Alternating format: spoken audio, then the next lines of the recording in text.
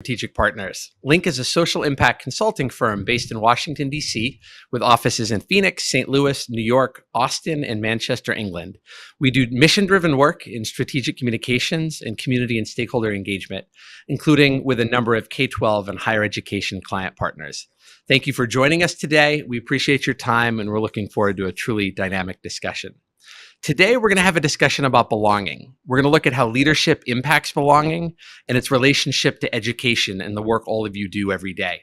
We've assembled a truly rockstar panel of leaders who are living and breathing this work every day at the highest levels of their respective fields.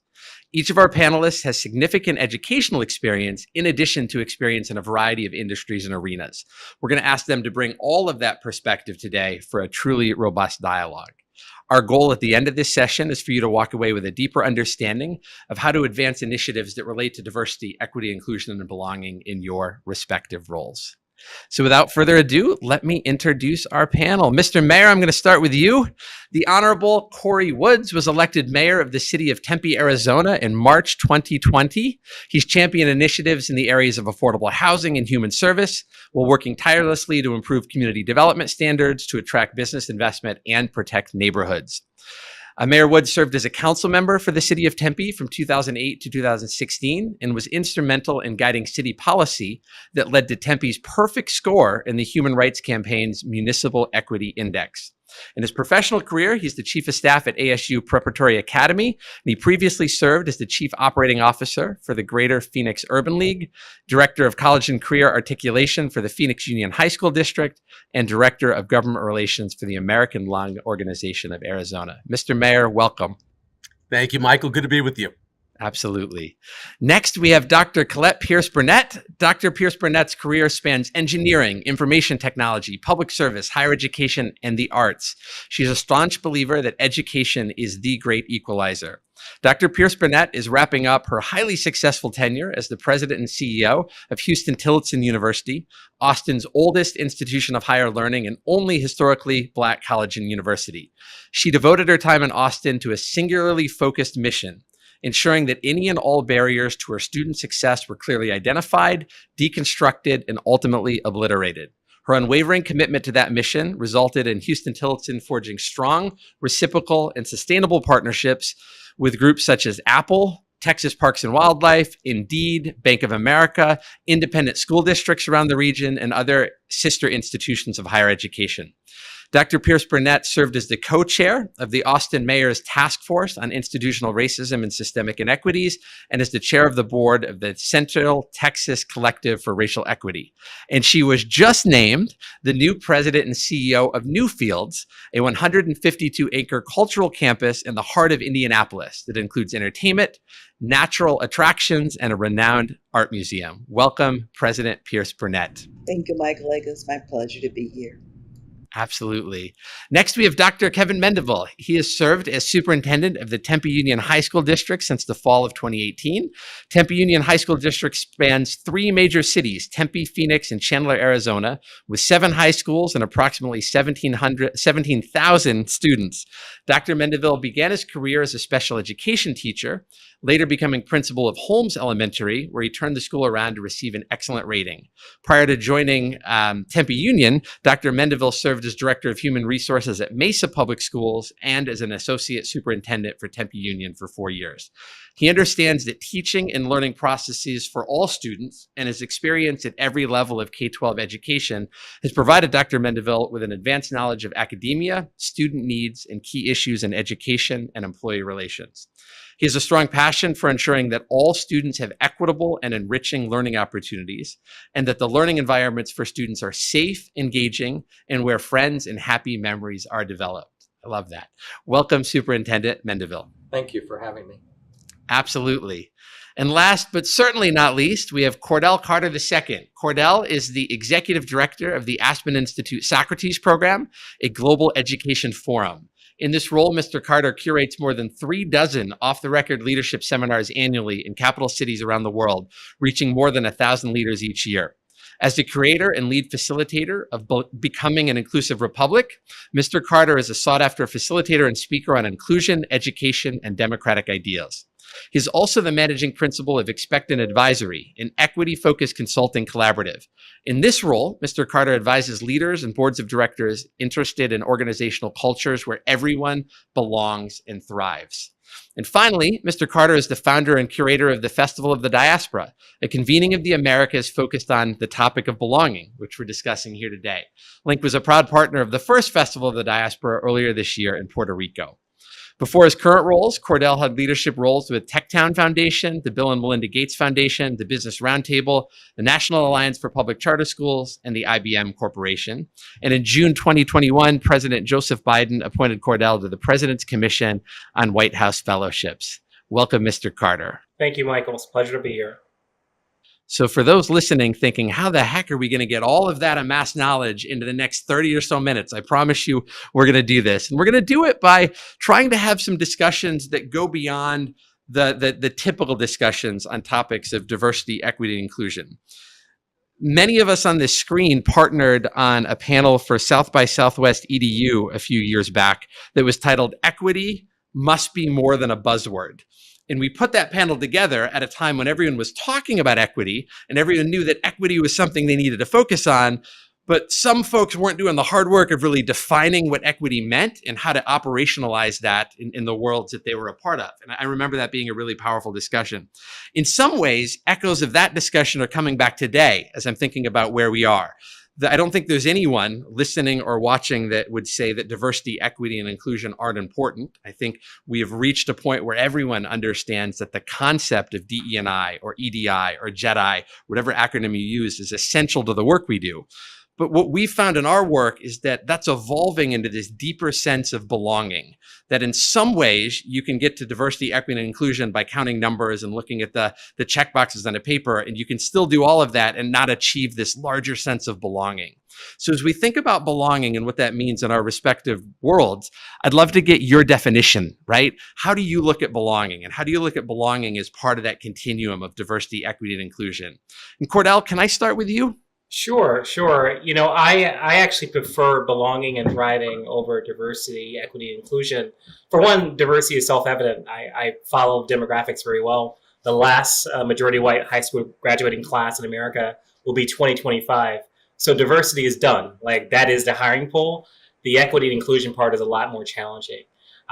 So the way I look at it, DE&I is a car on the road of discovery, traversing the hills of our isms, be it racism, classism, ageism, whatever our isms are, but it's going to a place. And that place is a town called belonging, where there's room for everyone.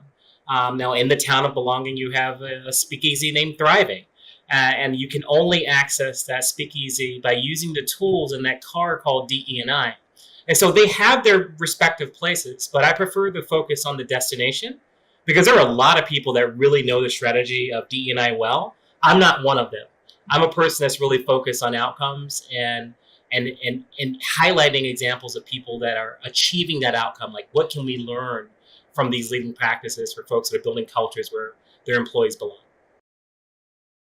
I appreciate that, Cordell. And I was part of a gathering you did last fall where you partnered with SHRM, the Society of Human Resource Managers. And you really talked about this road trip of belonging, where you literally traveled around the country and around the world, talking to leaders in a variety of industries about this concept.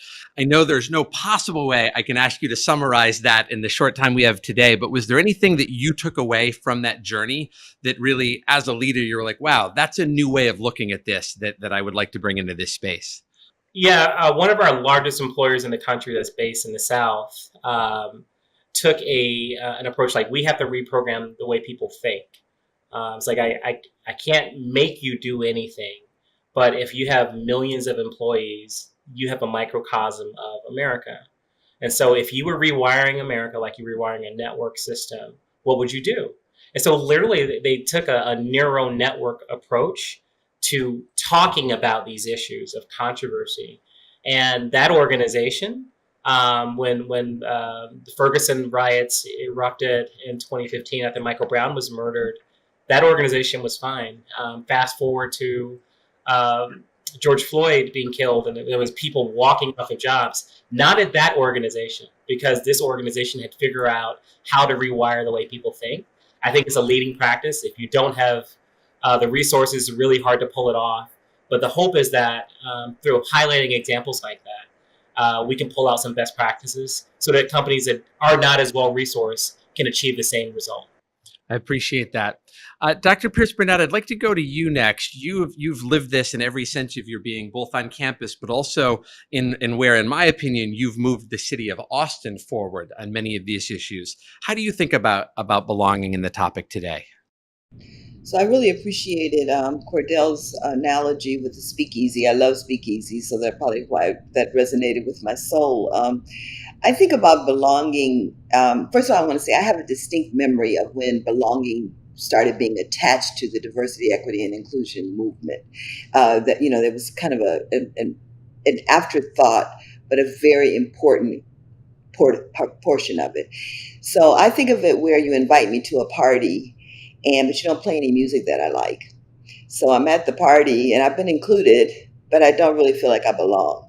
Or people are having, these breakout conversations, chatter conversations that I can't relate to. So I'm included, but I don't belong. And in Austin, we've embraced this term of heart work, H-E-A-R-T, where this is very hard work. But the belonging piece of it really takes a work of the heart. And what I mean by that is back to equity. When we talk about equity versus equality, there is equality. You and I are equal under the eyes of the law, but then the equity is how I'm treated equitably, and I have to feel like I belong for that equity to actually happen. So it actually ties all together that, the journey, if you will, to really having an inclusive environment and making me feel like I belong is where you're actually treating me equitably. So you're playing my kind of music. You're talking about my kind of things. I really feel like I belong in this environment. And that is a work of the heart. There's the soul, there's the mind, and there's the heart. And I really have to really put my whole soul into it in a work of heart for me to really make you feel like you are included and that you belong here. I appreciate that framing so much, and it's going to take us over to the mayor next, right? You're the mayor of all the people. You're the mayor of people who agree with you and disagree with you. You're the mayor of all the people. So as you think about creating a culture of belonging as a mayor in a city, how do you think about this topic? How do you think about that word and that term? Well, one of the things I think of all the time is we actually had an election just this past March 8th where there were a couple of news outlets that reported that the city of Tempe just likely elected the most diverse city council of the entire valley. And one of the things that we talk about, frankly, even internally as council members is how can we make sure that each of our council members, our backgrounds and our heritages are represented well within our community. I mean, we just this past cycle elected our first Asian American council member, our first African American woman. We reelected an openly LGBTQ council member. Myself being the first African American mayor, we elected in 2020 the first Native American member of our city council. And so one of the things we talk about, frankly, as a very diverse group of people is how do we find ways to make sure that all of our different backgrounds and cultures are represented in the city when it comes to art and music and history and food and beverage and all of the different things that make people feel a sense of belonging within the city of Tempe.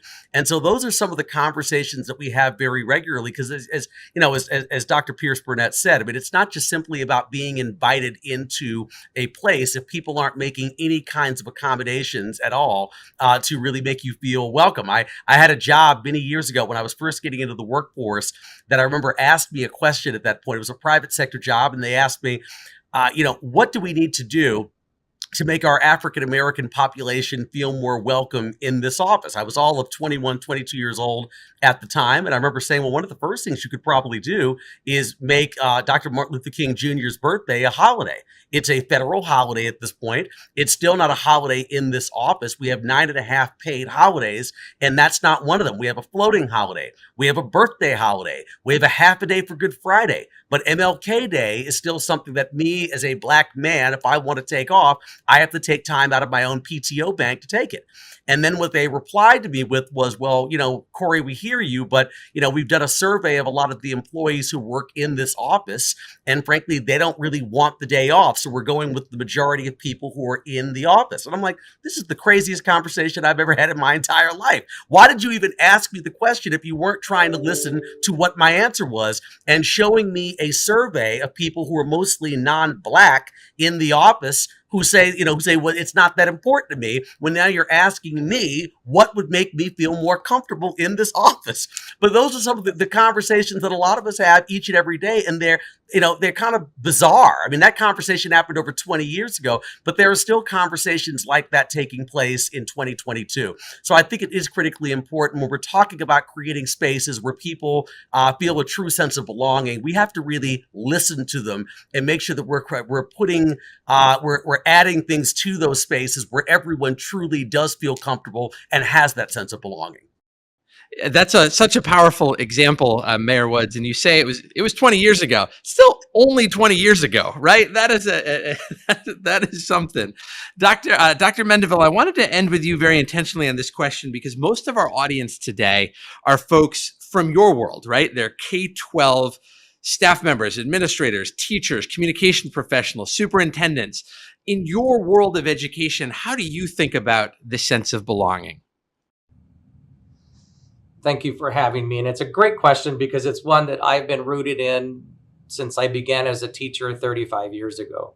Quite frankly, when, you mentioned in my bio briefly that I was a principal of Holmes Elementary School. And one of the key pieces with that school is to ensure that all the students who entered my school felt a sense of belonging, that they had power, they had worth, all of that. And so we came up with a little phrase for our school: there's no place like Holmes. Okay, with that, and I'll tell you, the community just loved that. The kids loved that. And it was absolutely wonderful because we had a very diverse group of students, high number of sheltered English immersion students, high poverty, just a lot of variables that I think enhanced our community feel at that school. But for my ramping up, because I've had a number of roles, I think it's inherent upon just being a human being in general. And we were talking about adolescence, since I have high schools only. Kids just want to be known. They want to have their voices heard because their voices are present. As adults, we're not hearing them. When we don't hear their voices, that's when they start feeling like they don't belong or have a sense of worth or of that nature. We have a strong vision and core values and belief statement in the Tempe Union. We did that deliberately with our strategic planning back in 2018, and we're going to be revisiting it again actually this fall to include some other elements that include and focus on the sense of belonging. Maya Angelou, and I'm going to paraphrase what she's one of my heroes, authors, in that, the kids aren't going to remember what you taught them. They're not going to necessarily remember who you are, maybe, but they're going to remember how you made them feel. And that's what I try to empower our students to have that feeling with their teachers, because it's all about connections. And we, sometimes can overuse that engagement and connection, but really the teachers are the ones, and the adults in the kids' lives are the ones that have to make those connections so that you do feel a sense of belonging. Everybody, if you look at our core values and beliefs, every human being, every person that comes into our system, parents, families, our students have value, have worth, and our teachers are the ones that are supposed to bring that out and listen, but also embrace and take what our kids bring to us each day and make the lesson even more meaningful and engaging. But the connections is huge. And we have to, I know I'm talking a little bit longer, but after the last 2 years being out of school in some way, shape, or form, either fully or not, our kids need to be connected and have a sense of belonging now more than ever. And they're actually telling us that. We did a number of student surveys in our district last fall and spring, and they want routine, they want order, they want their teacher to know their name. is as simple as that. And so we're getting back to the core of what it means for belonging. And again, for me, it's just simple, but for others who may not have that experience or priority, it can be challenging, but we've got to start. And what I always convey to our families and our students, all means all. It doesn't mean LGBTQ specific. It doesn't mean our minority groups. It all means all. When they come to a public education system, and I'm an advocate for public education, that it's our responsibility to take accountability and ownership over the learning outcomes and success of our students, all of our students. I appreciate that, Mr. Superintendent, and what this panel is already doing so well is making this very practical, right? We've all attended conferences and convenings where people talk about the theory, which is important, but then you leave the session and say, okay, what do I take home, right? What do I take home to operationalize this idea of belonging? And you're giving us some really good examples of that in all of your work so far. I'd like to stay on that theme for a little bit. Does anyone have other really practical, really specific examples of how belonging has either in your own organization become operationalized, or examples that you've seen in other organizations or in other groups that might be helpful to those watching us today? Go ahead, Mr. Mayor. I have one thing I can mention. I mean, so as an example, the city of Tempe has the Tempe Black Employee Alliance, TBEA. And one of the great things about this organization, I mean, it's an organization that's predominantly African American, but at the same time, they make a point at every meeting to say anybody who's a member of this organization at the city of Tempe government can join and be part of it. Matter of fact, we encourage people who are not African American to be part of this group, to understand some of the conversations that we are frankly having about what belonging feels like in this organization.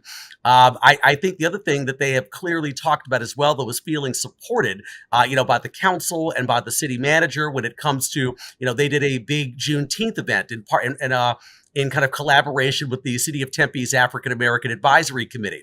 And they've always said to me, it's not a situation where we feel like we were just formally recognized by the city manager, but at the same time, when we go back and actually ask to hold an event or make sure that people show up to the event or get the resources that we need to pull it off, we've always felt like we've gotten that support.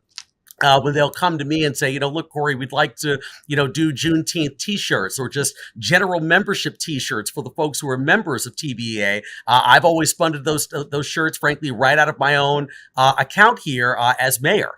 So, that's one of the things that they frankly always said to me is, it's not just about, and then I should say this too, they brought up very important issues, even when it comes to how promotions and how pay are determined at the city of Tempe. Because many times a lot of things in government come back to seniority.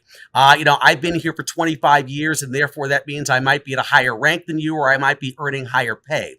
But one of the things that they've brought up as a subject of conversation as a mostly African-American group is that the challenge with that system sometimes is, and while we don't totally object to it, is that for a lot of us who were excluded from being part of these positions 25, 30 years ago, the challenge is we're now behind where a lot of our counterparts happen to be. And so if you're only using seniority as your measure for pay and promotions, it means it places a lot of us as African Americans at a sort of systemic disadvantage. And so we have to find other things that we include when it comes to how we actually do promotions and look at cost of living adjustments and pay increases to make sure that there really is true equity across the organization. And we're finding ways to lift people up who historically have been excluded from some of these more high profile jobs. And so I think that's a good example of an organization that's been very much an active part of the city of Tempe and run by our employees, but at the same time saying we feel like when we bring up those conversations, not just about things like t-shirts, but about really, very fundamental issues about pay and promotions and ascending to higher levels of the organization, we feel very much heard by the mayor and city council, as well as the city manager's office. Mr. Mayor, that's such great framing, and we do a lot of work in the diversity, equity, inclusion, belonging space where we're going in and working with organizations that are on their own journey.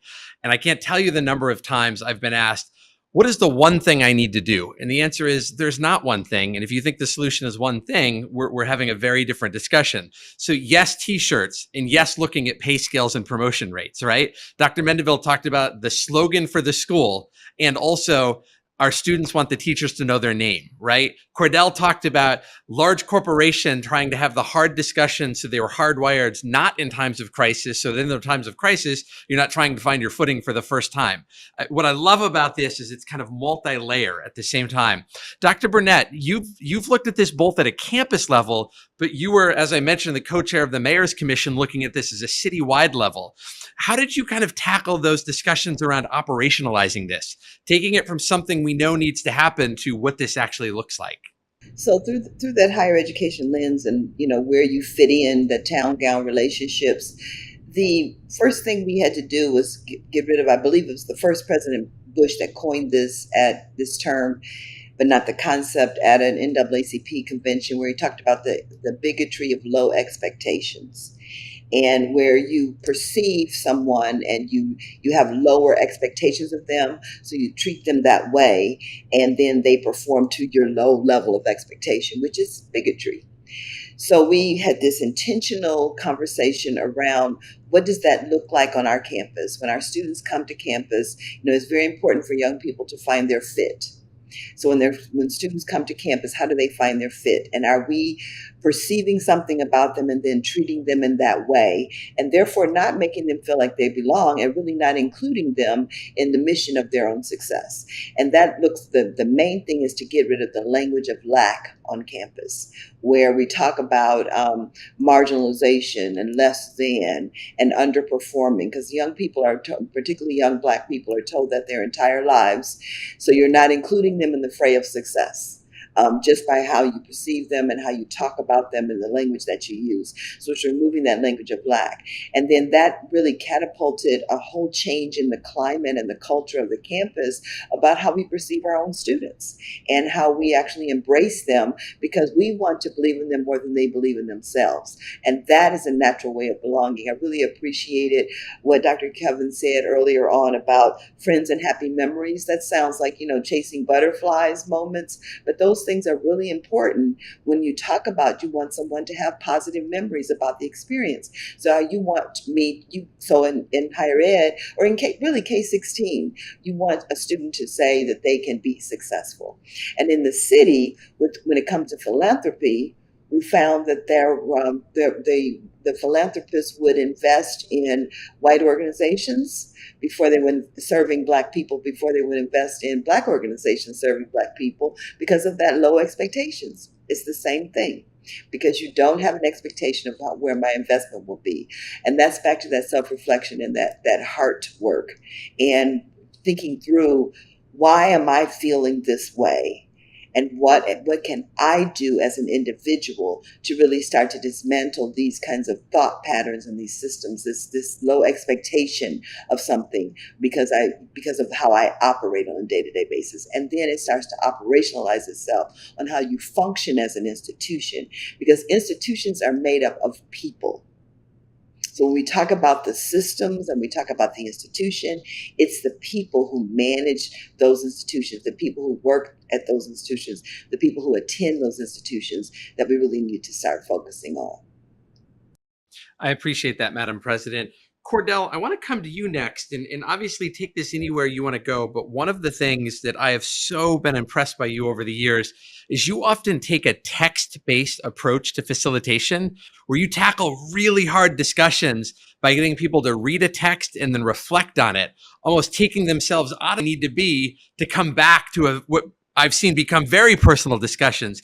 Can you talk a little bit about that and kind of how you operationalize that approach?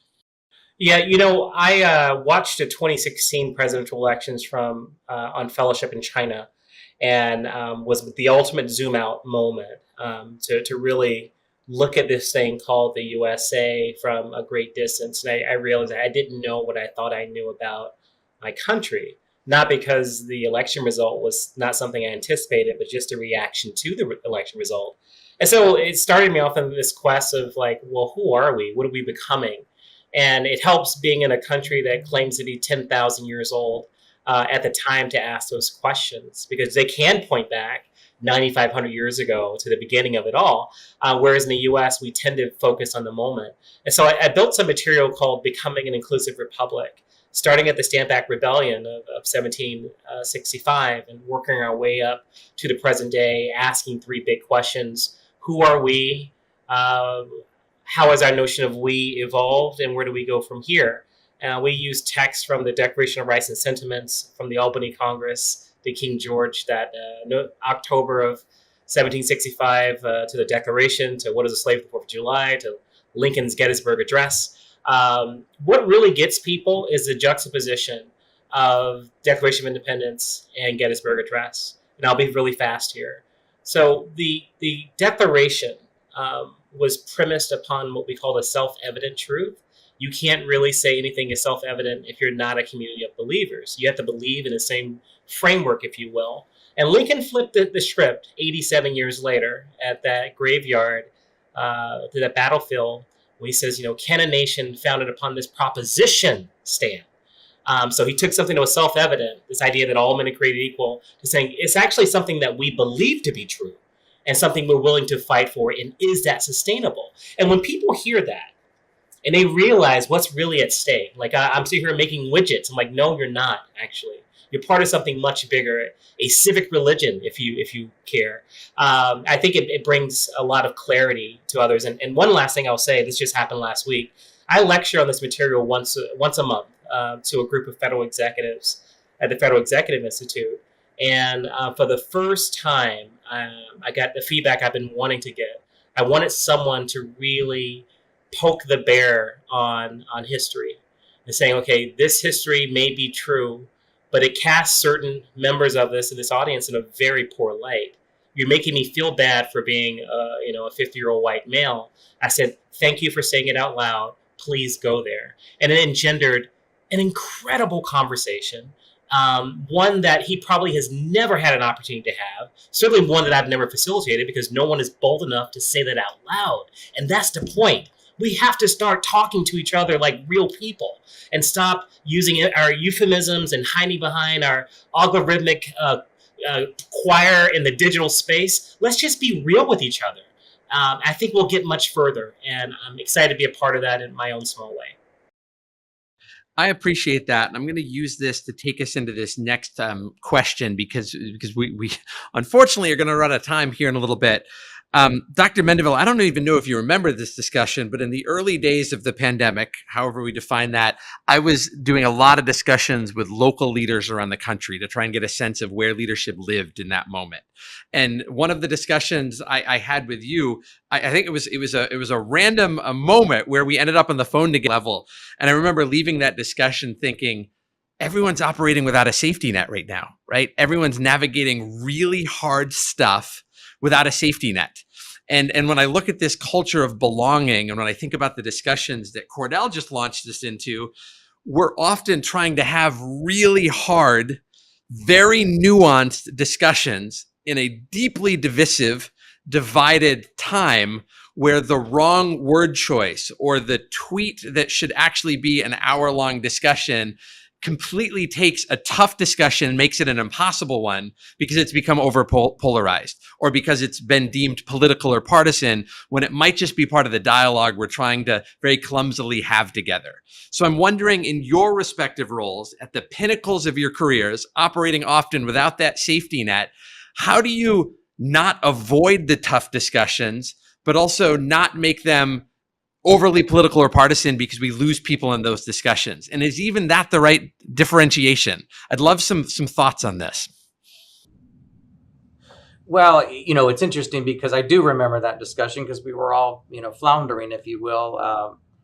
What I've learned and discovered this year by listening to my families, because I have a family advisory council now, and I have strong representation from each of my schools and our students, is that we've got to return to what we know best. Our mission and vision statement is, excellence in teaching and learning. And we do a really good job, but we're not doing an excellent job. And I hate to say that publicly, but we can do better. I know we can because I've seen it. Now, I say all that because we were lost in being reactive the last year or two in our approach to educating kids. Our families just want their kids to learn a lot, prepare them for lots of opportunity and choices, which would include college or any, career, educational advancement, post-secondary opportunities.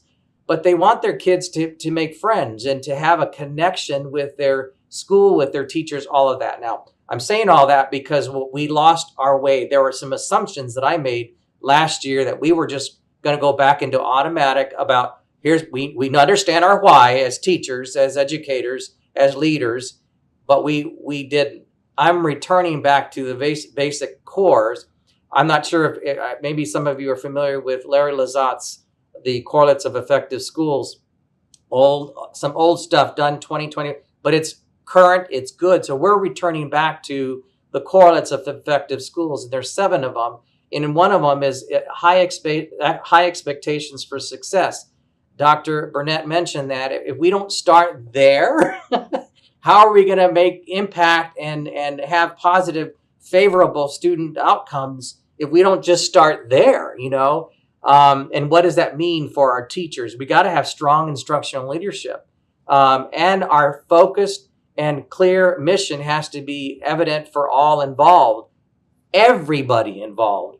And then we got to operationally look at how we're creating opportunities to have time on task and for learning, and get down to the operational nitty gritty, and then monitor our student progress across the board, not just learning outcomes on assessments, but how are we doing with activities? How are we doing? What's our participation rate with clubs?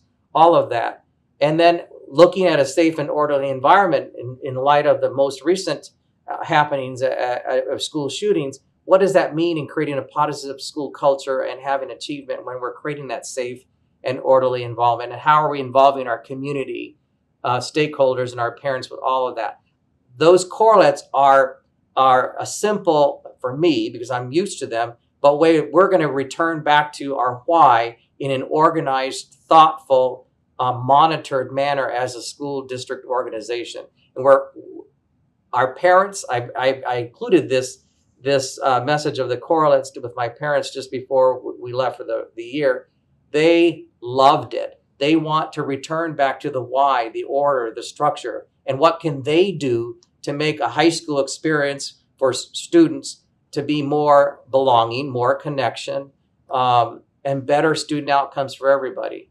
So it made sense to me to bring back the correlates into managing the district, because my observation and my listening this past year told me that, okay, we need to have a shift here and go back to what we know is best for students. You're identifying that importance of bringing a structure in to how we're going to have these discussions and how we're going to move forward, right? We're not avoiding the hard stuff. We're doing it in a structure that allows everyone to be a part of it. Am I framing that correctly? Yeah, because the principals embraced it automatically. They're like, okay, they were floundering and reacting even in their own individual site level ways, but now they're able to ground it and make sense of it. Still putting that compassionate core values of we put students first, we value all that come through our doors and what they bring in, and that it's our responsibility to make sure we have outstanding outcomes for our students and families. And so, but you've got to have structure. Our kids are thriving structure back in their day. High expectations. They've even said, those were their words. Our teachers don't necessarily expect that we can. All you have to do is listen to the kids and our families, quite frankly, too. Yeah. So, Mr. Mayor, I want to jump to you next. So much of what I've found in my work and study of these last couple of years is that often the discussions that could be moving us towards progress are happening outside of the forums and kind of communications channels where the real discussions are happening. And one of the things I, from afar, have been really impressed with you and your leadership as mayor is your willingness to engage on a variety of mediums and to jump into some of the harder, more nuanced discussions, let's say on a Facebook thread or some of those other places. And I'm wondering, from where you sit, has that ability to communicate on a variety of different channels and a variety of different means with some ease been an important part of moving that forward, or is it just really hard to keep up on all of those channels, or both? I think it's very challenging. I mean, the reality is, I don't think that means you can shy away from this very important work, but I do think it's tough. I mean, the biggest problem I have seen is that you have a lot of people that basically, the term a lot of folks will use around here is sort of like 100%ers. It's the whole concept of either you are with me 100% of the time or you are my enemy. And I think that's been the biggest problem sometimes when it comes to finding ways to create public policy, to get community buy-in from a multitude of different stakeholders, is that, I grew up in a world, whatever, watching a lot of, talking to my parents and watching a lot of old political shows, nonfiction, not fiction, not like The West Wing, but actual stuff that happened. And just, kind of growing up with these stories about compromise and basically saying, look, Corey, if you can get 70 or 80% of what you wanted in an original proposal, you need to declare victory. That's probably a win. You're not going to get 100% of what you want. And if that's really what you're looking for when you go into a room to negotiate with other people or to negotiate with constituents or a developer or whoever it happens to be, you're probably not going to get 100%. But if you can darn well get to 70 or 80%, you probably have a pretty good victory, and you need to find a way to make sure that you tell people that story. But there's a lot of situations right now where people are just sort of retreating to their own respective corners and basically saying, well, yeah, you gave me 80% of what I want, but what about the other 20? And it's like, well, you're not going to get the other 20. I mean, that's just not how this works. But there are a lot of folks who are just digging, they're digging their feet in right now and basically just saying that is what they want, or they refuse to come to the table and frankly negotiate. And so that makes these situations even harder these days. It's just, I think, people's inability to accept any kind of compromise and not getting 100% of what they want. But I don't think that it means that you can shy away from this work. And I think you have to keep talking about very important issues in today's society, things that frankly are going to make people a little bit uncomfortable to talk about. But I think we still have to put those issues out at the forefront, even if the conversations are increasingly challenging. I appreciate that. And we are in the closing 3 minutes here, folks, but I want to go to Dr. Burnett. And this is an unfairly large framing. So bring this back to where you want to. You have reached the pinnacle of a variety of different industries, right? We've talked about your tenure in higher ed. We talked about the somewhat political work you had to lead as the co-chair of a commission. And now you're moving into the arts world and the arts space. As you've navigated this dialogue in so many different places now, is it a different dialogue, or is it the same dialogue kind of customized to the audience that you need to bring along with you? Does that make sense? It makes a lot of sense. It's the exact same dialogue because people are people. And this work takes a lot of courage. It takes time to build. It's a muscle. And you have to have the will to persist, to reach that concept of belonging, to build that muscle. And oftentimes we retreat back to our comfort zones and not want to continue to push to figure out to dismantle these institutional racist concerns that we all have in our respective industries. But it always boils back to people, and it takes a lot of courage to continue to build that muscle. And leaders have to set that tone, to have that kind of courage if you truly want your institution to be one of belonging and one of inclusiveness. I think it was Cordell said earlier, the diversity part is happening. We can't control that. It's happening. That's a good thing. But the rest of it requires a lot of courage to do this really hard work. I appreciate this dialogue so much. We could go for another hour, but I know we're not allowed to. So we're going to end with a 15-second answer from each of you.